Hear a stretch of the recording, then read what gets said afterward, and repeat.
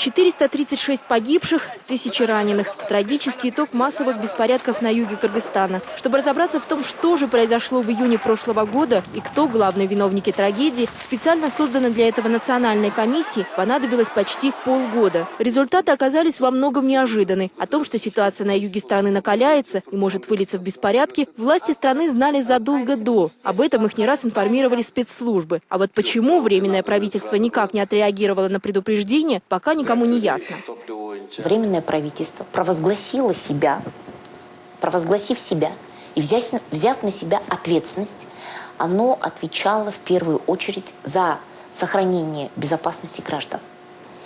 И то, что Временное правительство бездействием позволило, чтобы вот этот конфликт разросся, я думаю, что вина безусловна. Исмаил Исаков – один из членов Временного правительства, в бытность спецпредставитель по югу, а ныне депутат парламента. На произошедшие события у него своя точка зрения. Главный виновник – сбежавший президент Бакиев, а июньские события – попытка его сторонников взять реванш за 7 апреля. Это просто логически неправильно. Тогда, если мы были виноваты, мы должны были тогда сейчас проиграть, все должны сидеть в тюрьме, те, которые поддерживали, они должны быть изгнаны из страны. Бакиевский клан, его управление, сторонники, которые действительно внесли вклад, они же любыми путями хотели сохранить свое положение.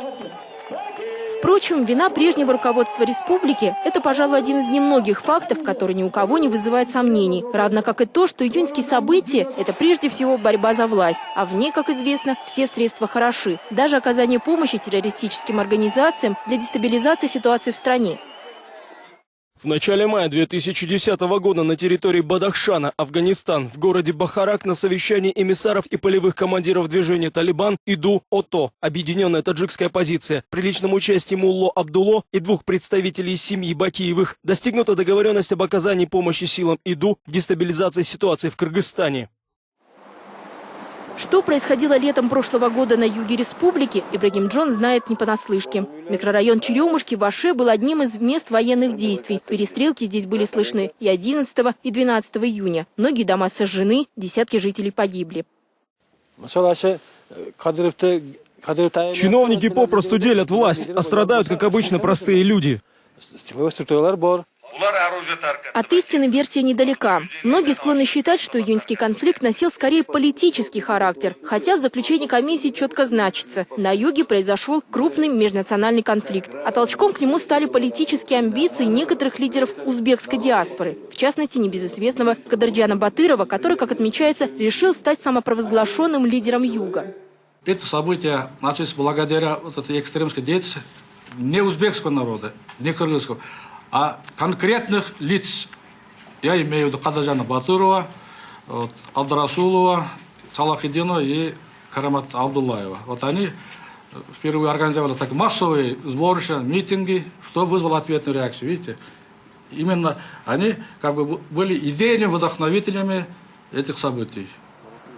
Известный в республике политолог Александр Князев входил в состав национальной комиссии. Однако через месяц после ее создания он официально заявил о своем выходе. По его словам, уже тогда стало ясно, что на объективность можно не надеяться. Красноречивое подтверждение – только 23 из 30 подписей под официальным заключением. Попытка обвинить Кадырджана Батырова и остальных, я думаю, что это перекладывание вины с больной головы на здоровую, во-первых. И во-вторых, это тупиковый путь. Сейчас настроением в этой общине управляют совсем другие лидеры, имен которых на самом деле никто не знает. И каковы будут действия узбекской стороны в ответ на продолжающийся национализм, можно только догадываться.